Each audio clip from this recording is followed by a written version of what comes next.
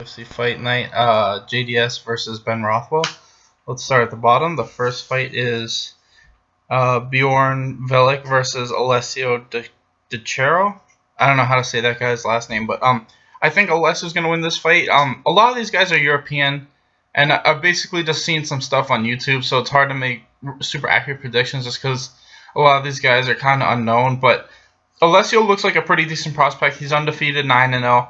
And I say he probably will win this fight either by decision or submission. He looks like he's got good boxing and jiu-jitsu. Next is Jared Cornier versus Cyril Asker. And I'm going to go with Jared Cornier. He's the black dude that got knocked out by Sean Jordan. And I thought he was looking really good in that fight up until he got caught with the counter. I thought he was winning. I know it was only one round, but I thought he was winning that whole round up until he got caught with the right hook. So I think he looks like a really solid prospect. He was 7-0 before that fight, and he's already had his UFC debut, so the jitters are gone. Cyril is making his debut, and he's also 7-1. But like I said, Jared Cornier he looked good in that fight, and he was undefeated before the loss to Sean Jordan, so I think he makes a comeback here.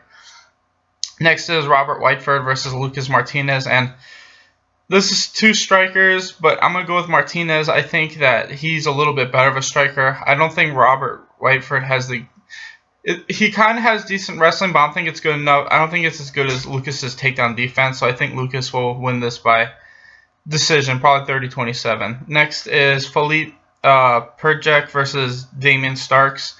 And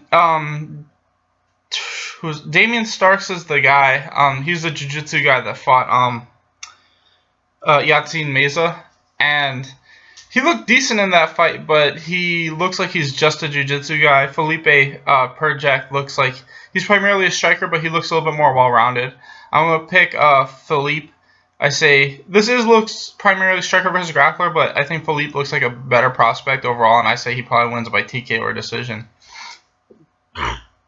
Next is Ian Wetwhistle versus Alejandro Perez, and Perez won the Ultimate Fighter, but I've seen he doesn't have the greatest submission defense, and Ian's biggest strength is his jiu-jitsu.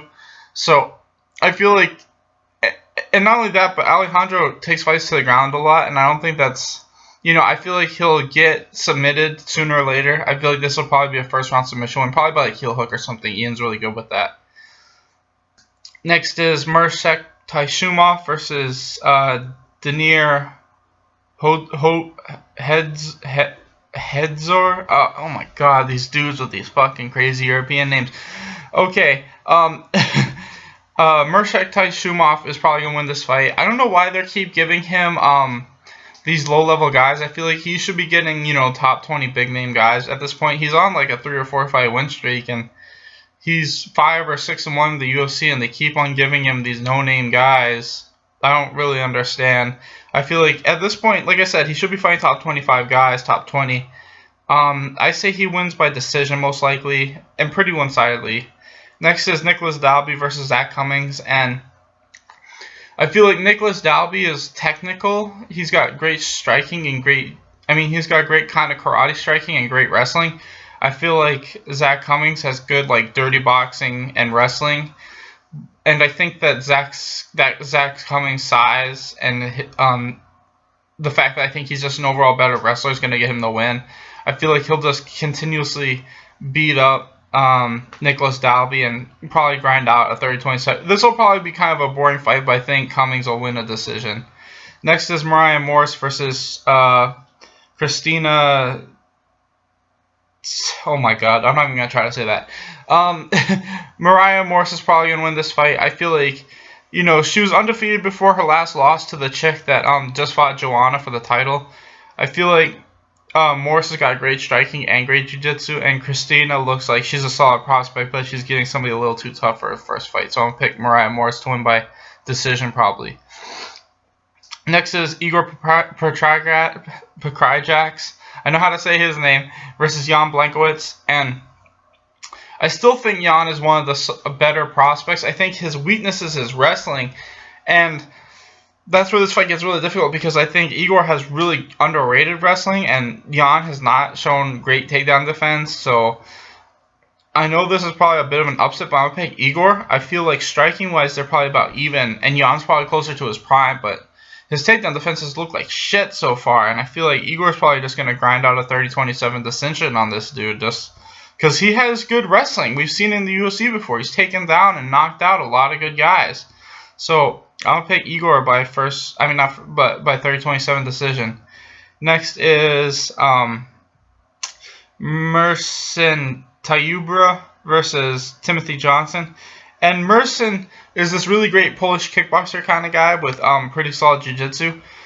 He's definitely one of the more interesting prospects on this whole card. I'm going to pick Mersin. I think he looks really exciting. He looks like a guy to watch out for, and I feel like that's why they're giving him somebody like Timothy Johnson.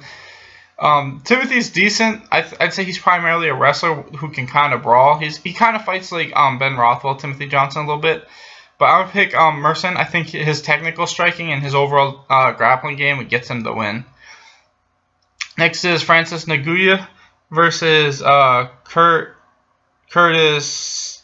We're going to go Curtis. I'm going to go with Francis Ngannou. I feel like we already saw this dude in his debut. He looks like he looks like a linebacker, pretty much. He's this giant black heavyweight dude from France. And he's a great striker, and I think he's going to win this fight by first round knockout like he did his last fight. I think they're slowly building him up because he definitely looks like he could be. I think he's a little bit too big and muscular, and it was zapping his cardio a little bit. I think if he just thins out a little bit, he could be a real threat. So I'm going to pick Francis Ngannou by knockout, first round probably. Next is Gabriel Gonzaga versus Derek Lewis. And I think Derek Lewis is closer to his prime than Gonzaga is, but I feel like Gonzaga's got really strong first rounds, especially when he decides to like force takedowns. And I feel like Derek Lewis's grappling game is really underrated, but this is completely different level of black belt. I feel like Gonzaga will probably get this fight to the ground and probably win by rear naked choke or arm triangle or something like that in the first. So I'm going to pick Gonzaga by submission. I feel like this is one of those things where is Derek going to catch Gonzaga before Gonzaga takes him down, or is Gonzaga going to take him down and submit him? And I'm going to go with Gonzaga taking him down and submitting him before Derek can catch him. Next is Ben Rothwell versus JDS. And to me, this is one of those things where it's like, how far do you think JDS has fallen, and how high do you think Ben Rothwell has risen? And to me, Ben Rothwell is primarily like a striker brawler kind of guy, and in his last two fights, he was getting outstruck, and he was getting outstruck by Josh Thompson, who's a fucking submission wrestler. I feel like both those wins were because guys that were outstriking him decided to force a takedown, and he got that guillotine on him. Even the fight with Alistair Overeem that he won, he was losing that whole fight until he caught him with the uppercut when he started to get tired, which is like Alistair Overeem's MO, is he gets tired and he gets knocked out, which isn't his MO anymore. He's starting to not get tired, and that's why he's on like a 3 or 4 fight win streak. That's why, to me, Ben Rothwell is like, he's got some really good wins, but I don't think he looked impressive. He looked impressive when he won, but not up until that point where he was getting his ass kicked, in my opinion.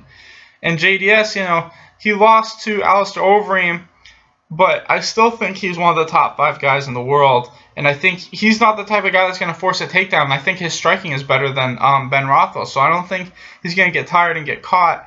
And I don't think he's going to force a takedown and get caught in that choke either. So I think he's probably going to win a decision. I think Ben Rothwell definitely can win this fight by knockout. His chin's definitely stronger at this point in his career, but I just feel like JDS isn't going to make the mistakes that a lot of the guys have been making against him. He's not going to gas, and he's not going to force takedowns. So I've got JDS winning by decision, and this will probably be the fight of the night. Anyway, thanks for watching, guys. Please like and subscribe.